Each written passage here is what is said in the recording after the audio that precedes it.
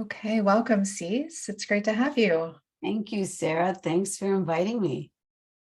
And we always start our conversation with a brief check-in. So I invite you to share with us where you're joining us from today and if there are any parts that you want to name that are here with you in the space. That's a good way to start. I'm here in Chicago, which is born and raised and spent most of my life here. Let's see my parts. Well, I have manager parts that want to do a good job and want to make sure I say everything the right way. Don't talk too much, don't talk too little, be very responsive.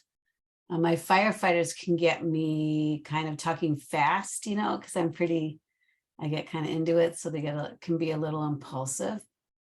My exiles, not feeling too exile-y, but always those little exiles just want to make sure they're good. Yeah. Yeah, thanks for sharing that.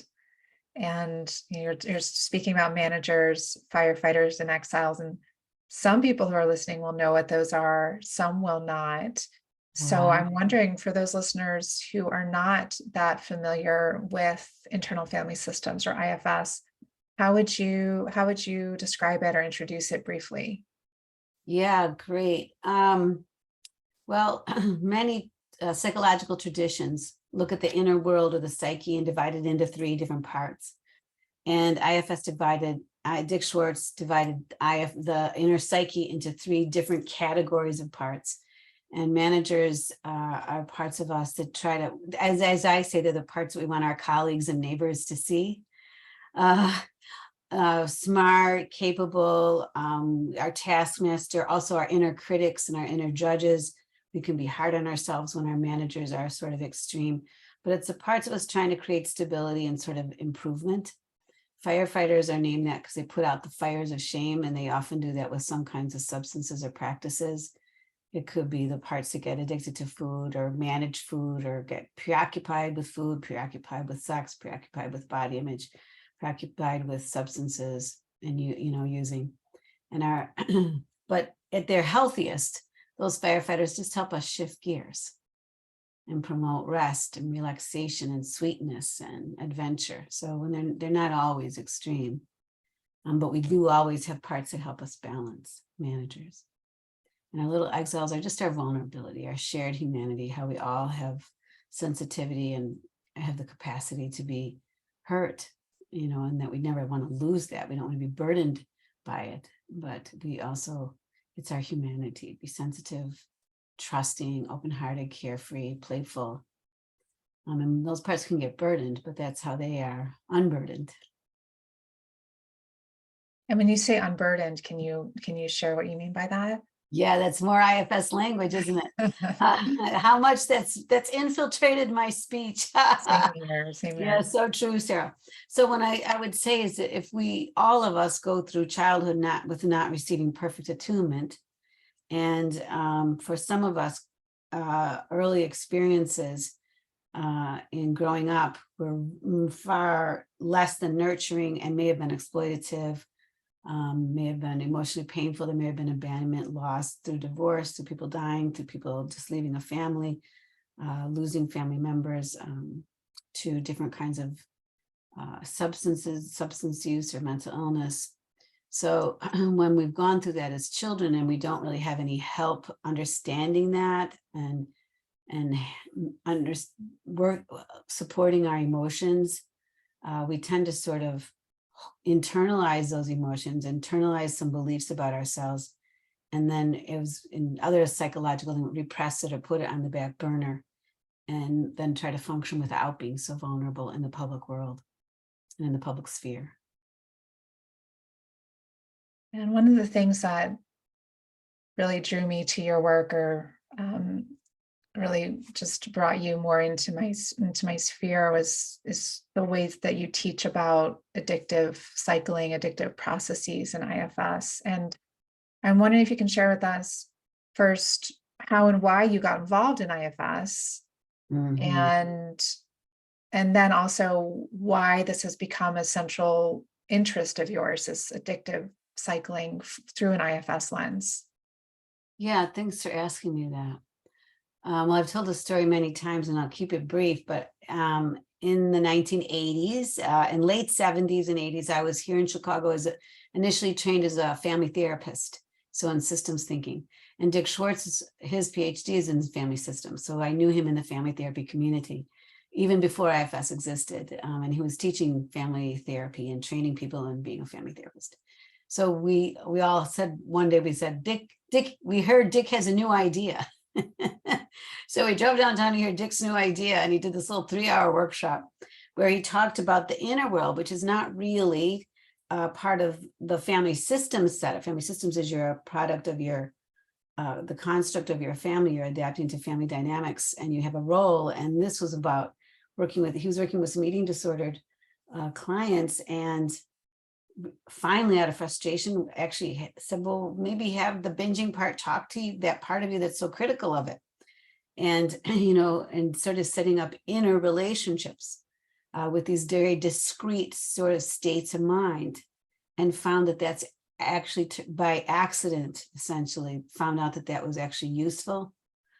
And eventually people sort of said, I feel like I'm more myself now, when they begin to listen to themselves. Spiritual traditions teach us to reflect, to listen to ourselves, to tune into something other than just our own inner messy dialogue, right?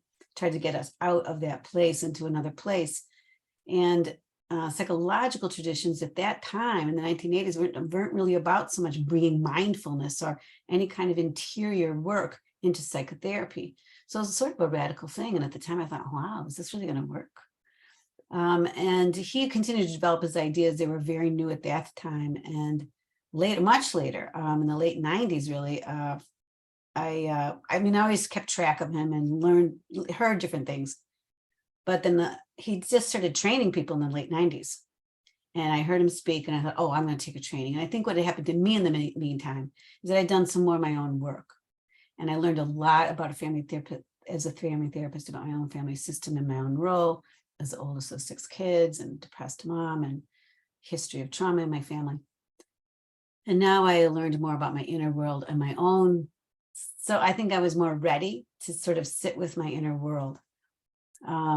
And that relates to how I got into addictive processes and this idea of firefighters or being extreme parts that can get involved in very negative, chaotic, dangerous behavior that's harmful to the person and harmful to others.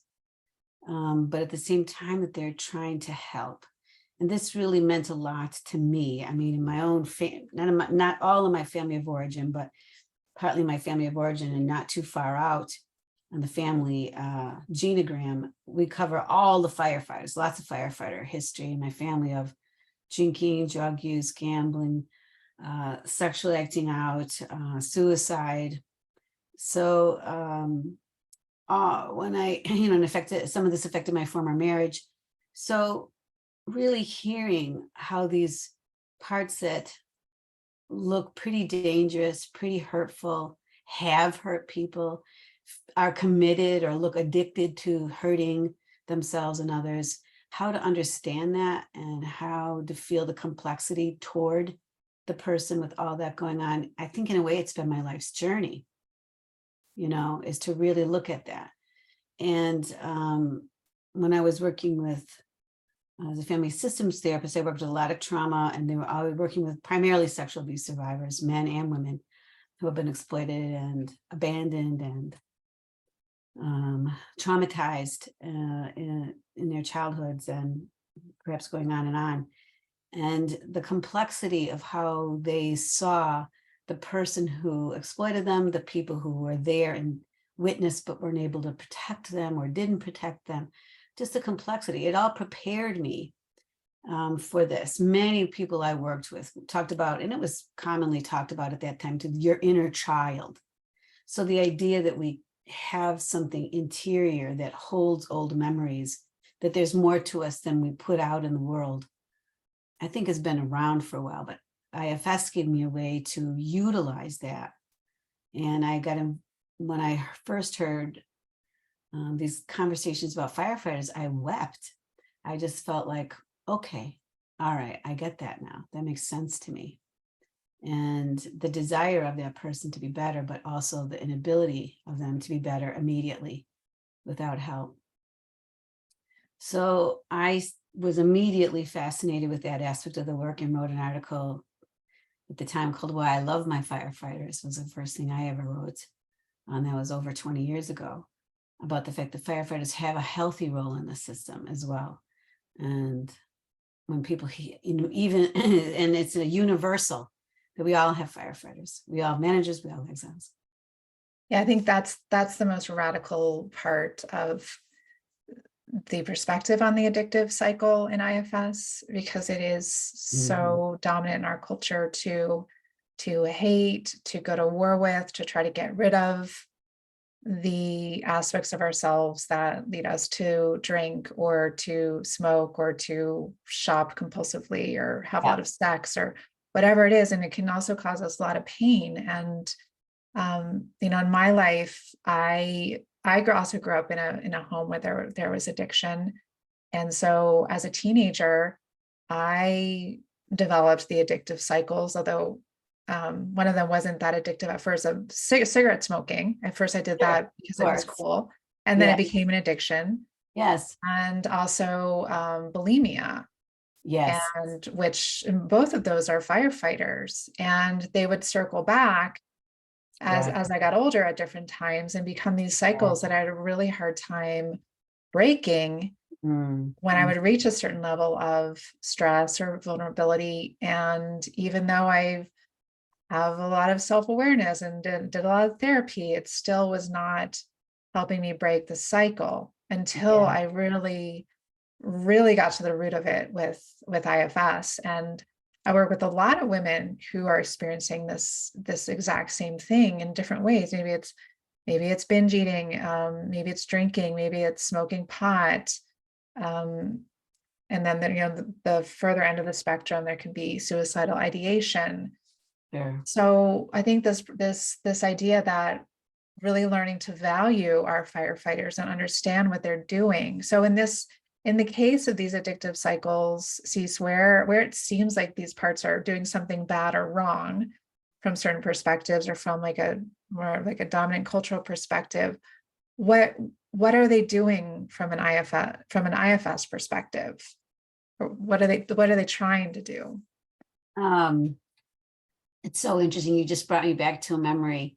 I didn't even know exactly everything I was saying or we were saying when we were working in the early 80s, but we would say, all these bulimics, their dads all drink.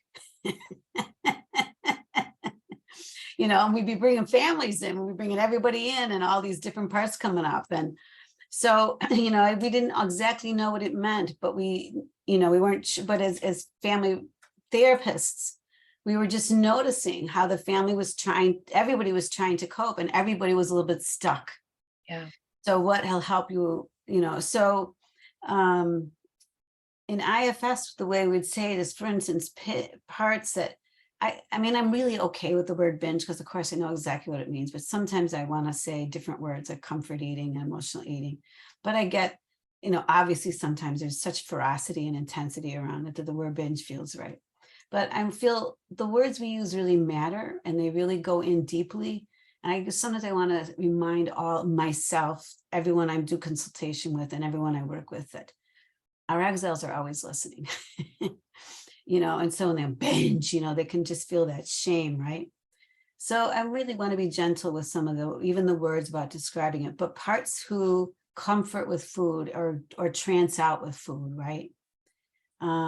There's those parts. And then there's the parts to get rid of it so that, to get rid of the evidence and also to find it in a crazy way, its own balance again, rebalancing again, or to hide, you have to listen to their intentions. But overall, I know when there's that kind of preoccupation going on, of course, I always say to those parts first, how are you trying to help? I ask those parts, how are they trying to help you? I just was recently working with someone who went back to someone who's in, very later in life, 60s or 70s, who went back to her 30s when she was a mother and of a large family and drinking secretly all the time. And I said, so let's ask that person for that little part, that that woman part, that young woman first. How are you trying to help me? So how are you trying to ask those parts? How are you trying to help me when you help me? And I separate out the different activities. I separate out the part that wants to compulsively eat from the part that wants to get rid of it, from the part that restricts in between, and then, and to me, those are all firefighters because they all have an impulse and a compulsiveness. They don't feel like they have a choice. And so I put them on the firefighter side because they don't feel like they have a choice. And on the manager side of the parts, I think, oh, I have a choice and you're messing up. And so all that judgment and perfectionism and trying to get back on track stuff that managers do. And I always want to honor all the ways in which someone has deep suffering, up all night doing stuff, wakes up the next morning, goes to work, pays bills, takes care of their job, takes care of their family, despite everything. So managers are always sort of underappreciated. And at the same time, we also underestimate the impact of those negative sort of judgmental parts and the perfectionism. So building a relationship with them gives my clients some ease. So both of those protectors, managers by trying to head it all off at the pass and be perfect, and firefighters by saying, can't be perfect, need a break. They're both primed to protect the person and helping them function so that the vulnerability doesn't overtake. The shame, the old memories, the feeling not good enough, the fears and terror of abandonment. So it's always in my head is that I'm not just working out with one, I'm not working with eating disorders. I'm not working with alcoholism. I'm working with a person that has 3 sets of parts and they're all suffering. So I love this manual for being able to get specific with the different ways we're trying to protect ourselves and escape that firefighters help with, avoid and escape and soothe, and the different ways our managers try to help us stay on track, return to normal. Everybody, so many managers, I just wanted to look normal. You grow up in a house where everybody's crazy, drinking, there's fighting all night long. You go to school, I want to just look normal, right? So all the parts that try to help us do that and just sending them a lot of love and compassion. And this part allows us to send that compassion each place it needs to go. And the specificity of that, I think, is we understand the way plasticity of the brain, that we can build new neural pathways. We can build a new way. We can increase our ability to show ourselves compassion, to show curiosity, to persist in listening to our inner world. That for me brings up that 9th C. I say there has to be a 9th C, which is choice. And the last thing I'll say around that is someone who's struggling with compulsivity, they don't feel like they have a choice over their thing, whether it's food or alcohol. And again, most people have more than one, right? Or they've gone from one to the next, right? So, but they might notice that they feel a choice in other parts of their life. My brother called me, he asked me for money again. I didn't argue with him. I didn't yell at him. I just said, I hope you go for help, and no, I'm not giving you money. And I hung up the phone. That's a choice. What does it feel like to do that? What did it feel like to have that boundary? What did it feel like that when your parents called and asked you to come over and you knew it'd be crazy and you didn't go? You said, no, I'm not going to go, and you didn't fight. What happened when you handled this differently at work? So at the same time, of course, building relationships with firefighters. So those moments, self allows us a moment of pause. We have to pause, and then we meet our next part. And in that pause, a lot of movement occurs. And as someone can pause longer with their parts, there's more and more opportunity to make new choices. Can you speak to just briefly define what self is in IFS? And you mentioned choice as the 9th C. Can you just briefly mention the other 8 Cs? Right, there I go again. I'm putting out my IFS. So in IFS, there's 3 base that the psyche's developed and divided into 3 parts. And then it's also what's different about this model is this idea that we can help clients when we help them identify their parts. That when we notice and pay attention to our parts, there's an easing or a regulation that happens. Someone comes in anxious and we welcome their anxiety and listen to it, they feel a little less anxious. Self being the place inside. For the somatic type people, it's that place where you're sort of in your window of tolerance, where you're feeling kind of regulated for polyvagal or somatic experiencing or sensory motor. Another way to think, people neurodiverse, they might, some of these words don't make sense, but to feel regulated, to feel calm, to feel even-handed, those are words. Also the ability to notice. I always say self equals awareness. So we're unconscious. We don't know in the beginning what is motivating us to eat or to restrict. We just know that's the urge. And what's unconscious, what's not aware, what we're not self-aware of is the loneliness, for instance, that came first. So when in IFS, we say that everyone has a self, they have the capacity to feel regulated, to feel curious, and to begin to notice their inner world and notice the external world with more clarity also.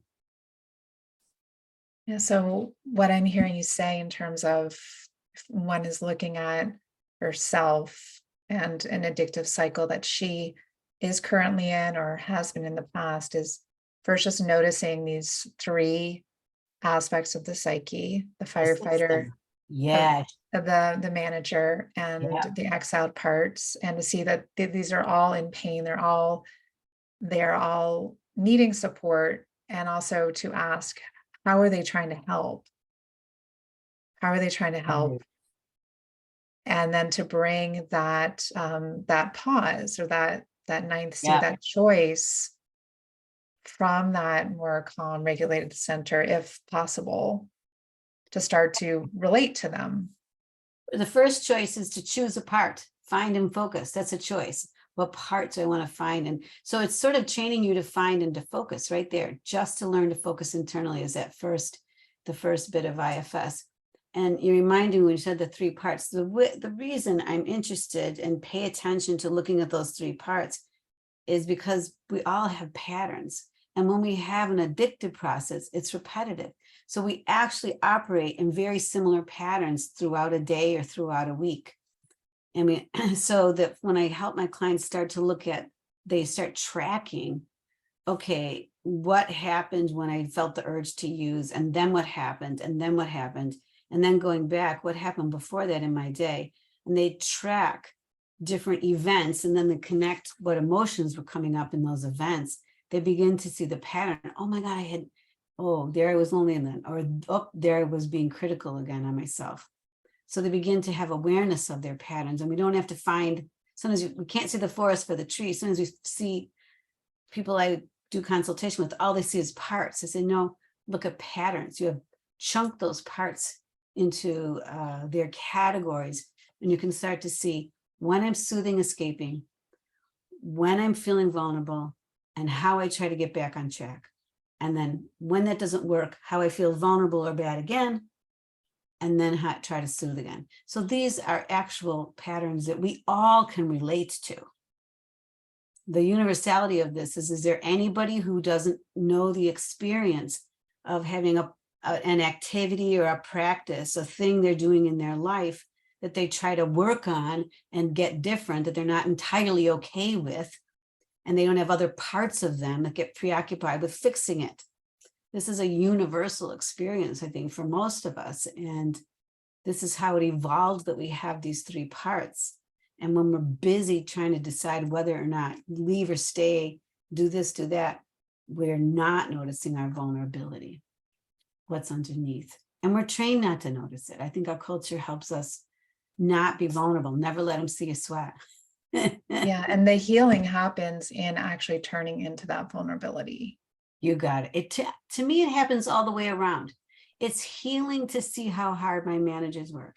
It's healing to unblend from a perfectionistic part that says you can't make a mistake. It's healing to listen to how, as this woman was saying just the other day, her drinker tried to help her with the insecurity of being a mom, the insecurity of being a wife, the insecurity around all stuff in her family growing up. She was completely clear this, when you have compassion and have that level of understanding of yourself, so there's healing all the way around. This one did an enormous amount of healing and didn't really touch into her exhales other than to say, I know there was pain there when I was young. Now she's had other therapy in her life, so there's that, of course, but enormous healing, just connecting to the part that was so hidden and shamed so long ago. And I also want to speak to, and I know this can be hard to quantify, but that this process of healing addictive cycles takes time.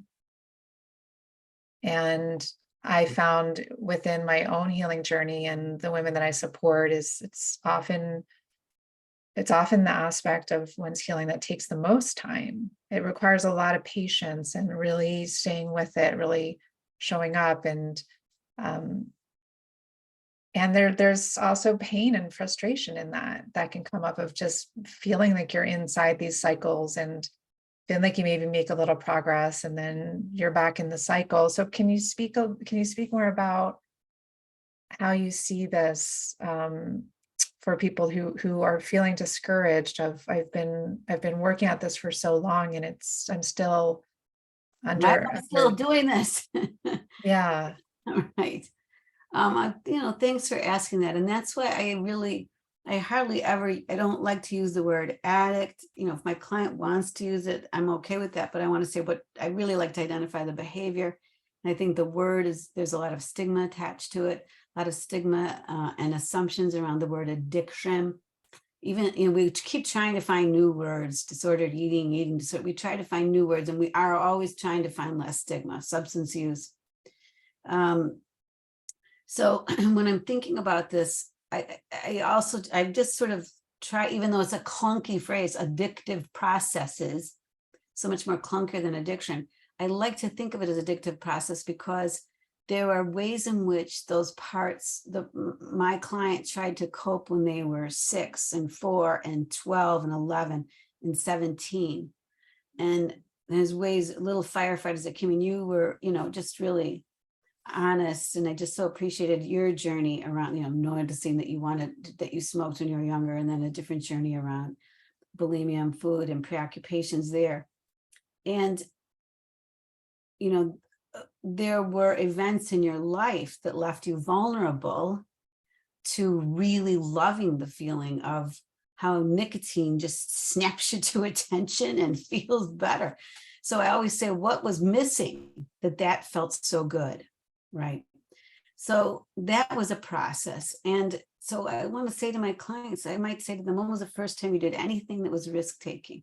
So, I hear about shoplifting or stealing beer out of refrigerators or laying with boys or laying with girls in the park, just to help us have compassion for the fact that vulnerability had to be managed for such a long time. So people might say, like, I had my first drink and I felt so much better, and then I became an alcoholic. Now I say, well, what was feeling so bad? A lot of people have a drink, but it doesn't do that much as much for them, so, but it did so much for you. Who was hurting? Who inside needed that? Who needed to feel so much better? So that is a process that developed. And so the healing process takes time too. So to go back to the other piece about what you're saying, the other end of it is when we're working on it. I always say progress, not perfection. I think that's a 12-step line, which is noticing how far I've come, not how far I have to go. I think that hopelessness, and in particular around food, is really tough because we can't get away from food. We can quit some stuff. We can't quit, nourishing ourselves.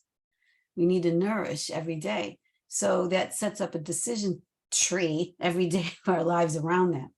So for most people who are struggling to get control or trying to heal processes that have become compulsive, there are hopeless parts. And the thing about hopelessness is that in IFS, it is parts.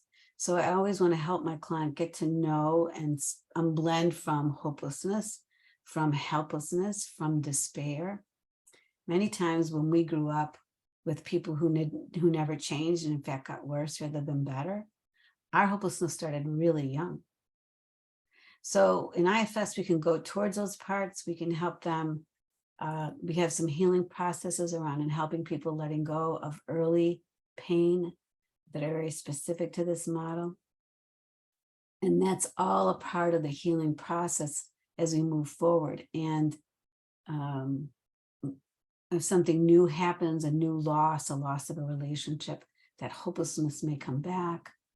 So in IFS, we just can go back to those parts and help them let go of at least the old energy and the old beliefs that they carry, the beliefs that things don't get better, the beliefs that help is never coming, the beliefs that no one actually really cares about me.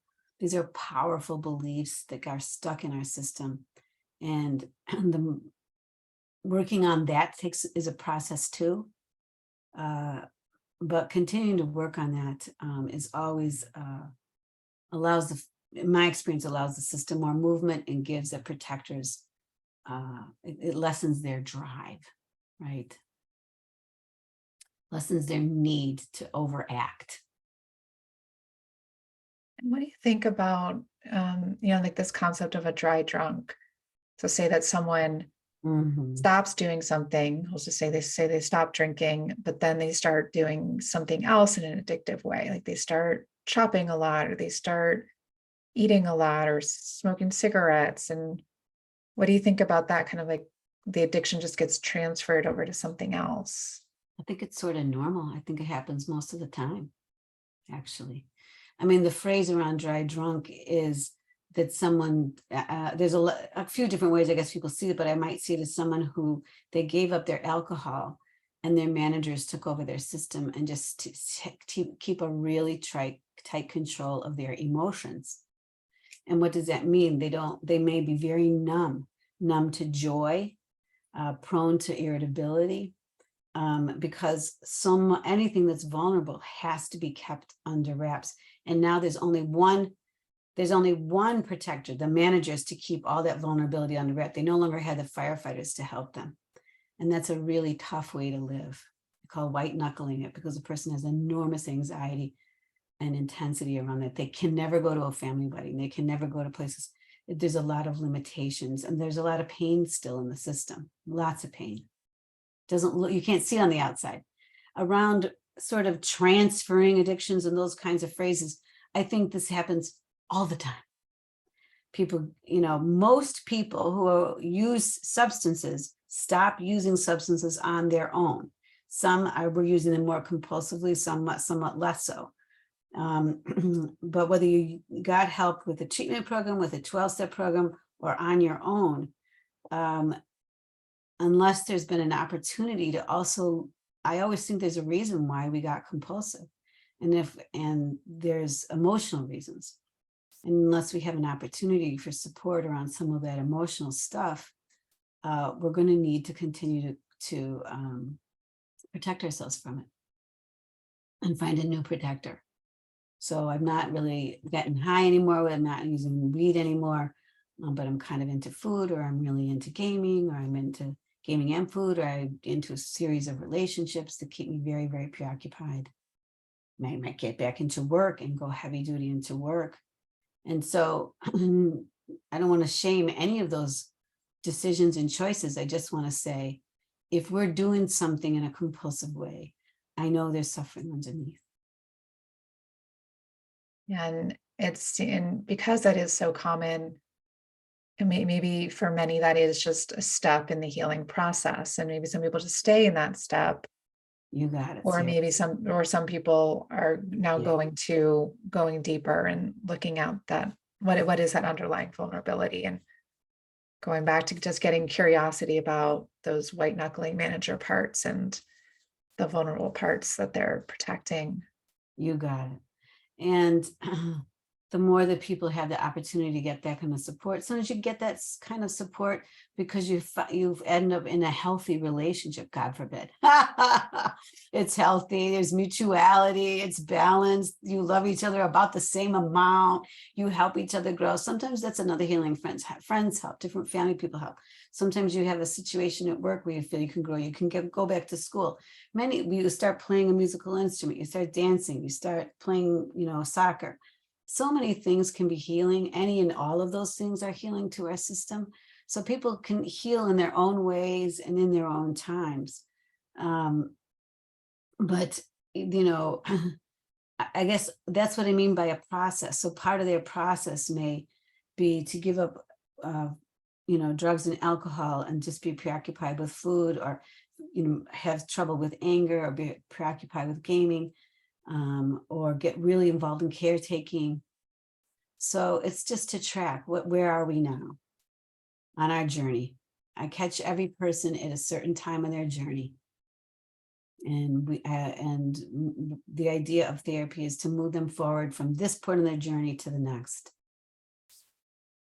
And where do you feel like 12-step programs fit in with this approach, this IFS approach to healing these processes? Well, I think it can fit in very, very well. What I like to say is almost everybody I meet, if I have a few minutes to talk with them about this issue, has an opinion about 12-step programs. I hardly find anyone goes, gee, I don't have any opinions about it. Occasionally, but not usually. And therapists can have a very, very strong, my broader colleagues in this, very, very strong opinions about it, very pro or very anti.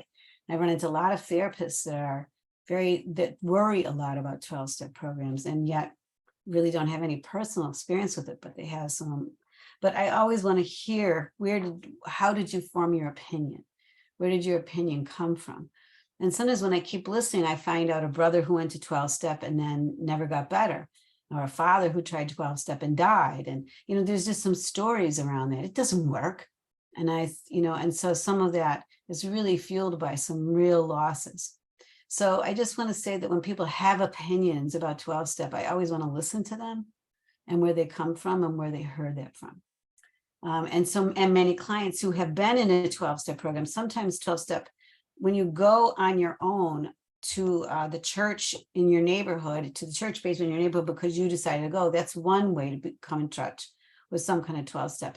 When you're in a treatment program and they say, here's the meetings and you will go and you must attend and this is how we're doing it, and here's your sponsor, that's a different kind of exposure to 12-step. And so much 12-step is integrated in so much treatment. And I'm not saying that's good or bad. I'm just saying that for people who've struggled with autonomy issues and struggled with compulsion, one of the hierarchical sort of authoritarian messages in some treatment aren't conducive to helping people find their own way. They're conducive to setting up polarities. So having said all that, with what I think is when I have a client who's struggling, I say often 1 hour a week with me or somebody like me isn't enough for you. Isn't enough. It's really, you might benefit from some other support and groups and being with other people who are doing what you are doing. And here are all those options to do that. And I always include 12-step. There's also Refuge and Smart Recovery. And they might need to go to a survivor group for sexual abuse survivors. They might want to go to a group for LGBTQ, for a group supporting, new queer identities, whatever group feels like it's right for them, learning, something else about themselves. I just feel that I always invite my clients to consider something outside of themselves. I could give a whole conversation around the ways that I might translate some of the IFS language to 12-step. A couple of my colleagues have done so. Mary Kruger and I just wrote a chapter for a book coming out, All Together Us.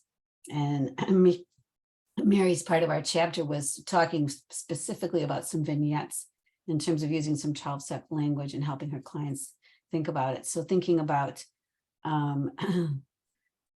character defects as just parts that have gotten out of balance, and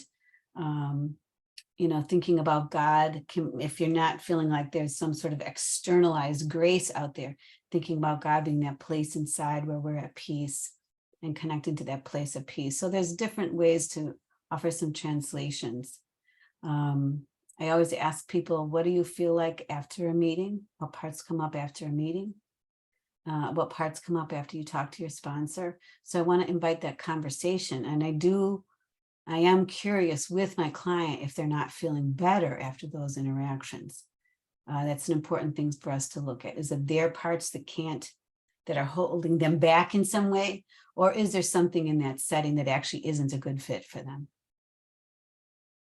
I'm wondering if you could lead us through a short meditation or practice to help some listeners just start to apply some of what we've been talking about to themselves and their own inner worlds. Maybe to start to notice these different categories of parts that might be operating inside right now. Well, an exercise I do a lot. Do you want me to just to tell you what it is? Do you want me to If you could guide us through just maybe like 3 to 5 minutes type thing. Sure. So one of the things I like to do a lot, I might invite people, if we're going to get ready to do it, if you're listening, if you want to join us in this, is to just pause for a moment. So pause means you're no longer looking at the screen. You're letting yourself close your eyes. You may be letting yourself move from some chair to another chair or lay down. So just noticing what happens when you stop one activity and shift to another activity. And maybe you want to take a breath in that shift and maybe another. Just breathing being one way we can interact with our sympathetic nervous system. And just as you just maybe take a slightly deeper breath or a longer exhale, I invite you to choose a firefighter. I might call it your favorite firefighter. That doesn't mean it has to be your one you've battled with the most. It can be something that's not harmful, eating ice cream. Although, somebody out there is having a part saying that's harmful, and I know that. But find a part that does something that some of your other parts aren't always thrilled about. They think you do it too long or too late at night, or spend too much money on it, or spend too much time. So just taking a moment to choose a soother, escaper, distractor part. And once you've chosen that part, I invite you to observe yourself, to engage in that activity, like you could watch yourself through a window or a one-way mirror. So watching yourself on the sofa with a drink and some food, and watching Netflix till 3 a.m, watching yourself gaming, watching yourself cycling through some shopping stuff, whatever it is.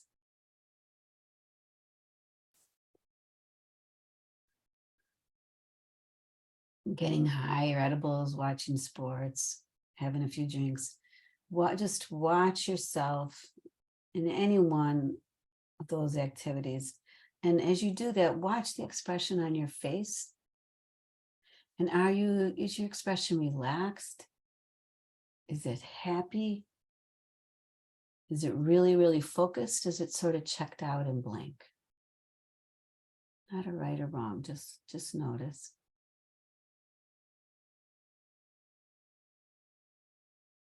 And then take another moment to notice your body.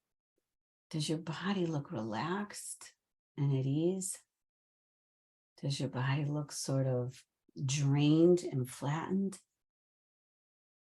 Does your body look sort of stimulated and energized?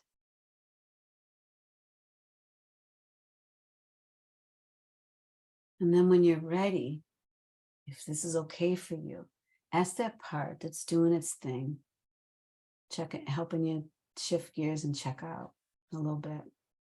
Ask it a little bit more. What else can you tell me about how you're trying to help me? And what are you afraid would happen if you couldn't help me like this? If never again could you help me this way?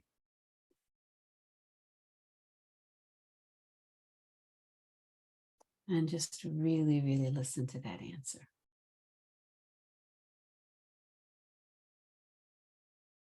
And you can ask, is there any other ways you're trying to help me?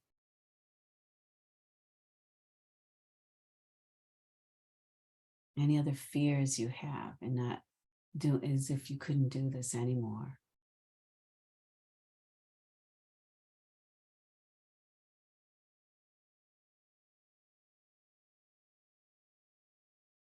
And then really listen and let the part know and reflect back to the part what you've heard.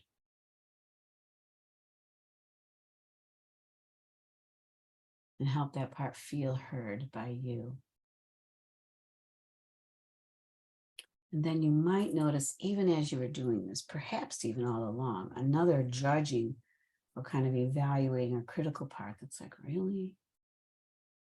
You should never be doing that. You should be over that by now. You should know better than that. That is really not going to help.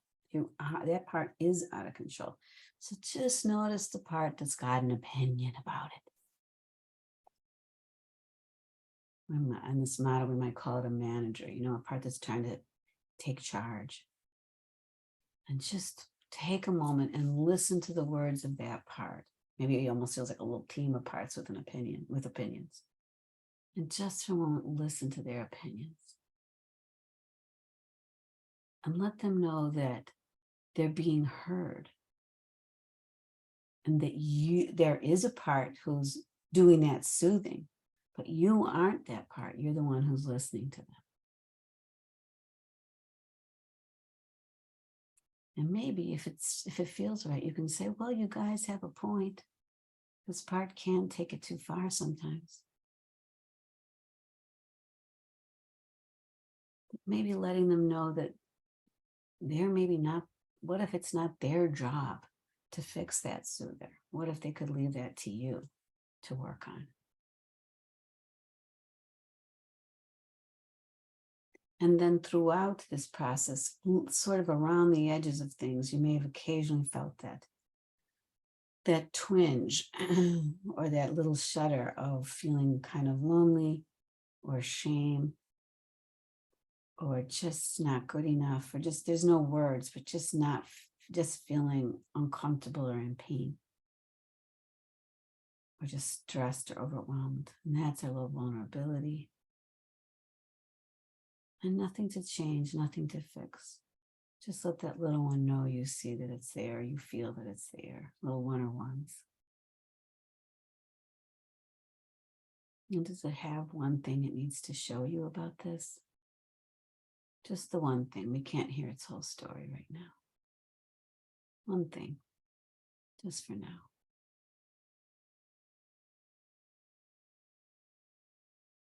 And let the little one know you hear it.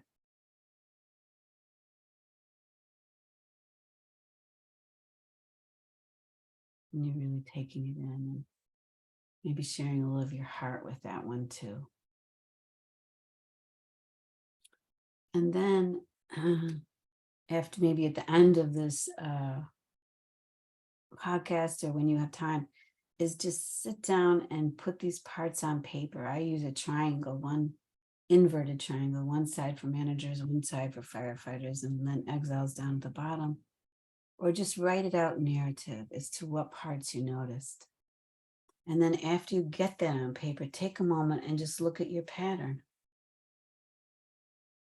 And just say, wow, have I seen that happen before? Does it look familiar for me?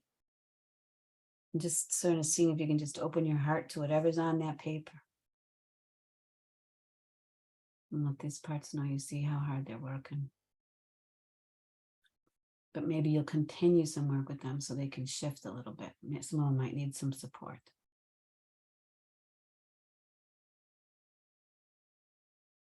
And just another big inhale, exhale if you can.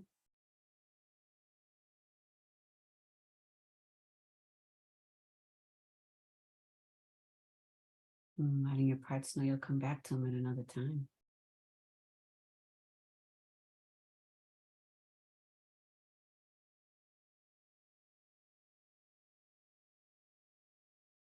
That was really helpful. Good. You can do that at a variety of paces, right? And in my workshops, sometimes I spend all one day with, usually I spend all one day with just one side, each side of the triangle, right?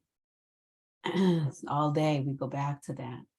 But it's also really useful to look at to look at the pattern. Does it feel like, you don't have to get into it, Sarah, but could it feel like you could see a little pattern or anything come up that you want to say anything about? Definitely. Yeah, the one that I worked with was around working.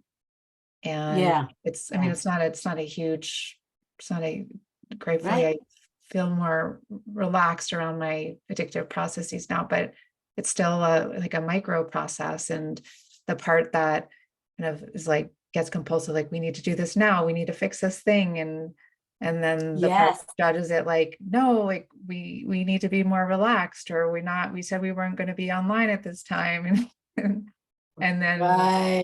getting that curiosity, well, what's at the edges of this? Like, what are those feelings that are here that maybe don't have enough space because of this back and forth between these two parts?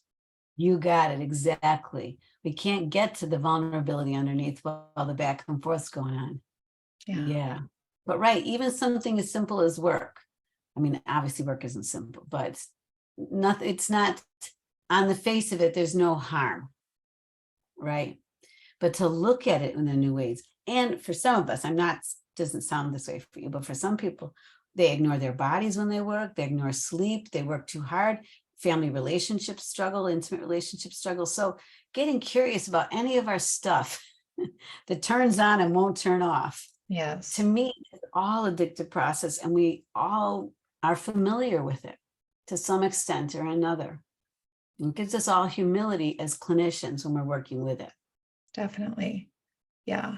Yeah, I have a lot of compassion for my students and clients who are in these cycles really strongly, because I've been there before, and I know what it feels like. I know how hard it can be. Yeah, that's right. There's just a lot of suffering there. And that's great. You can bring your journey, though, that wisdom of your journey to them. That's wonderful.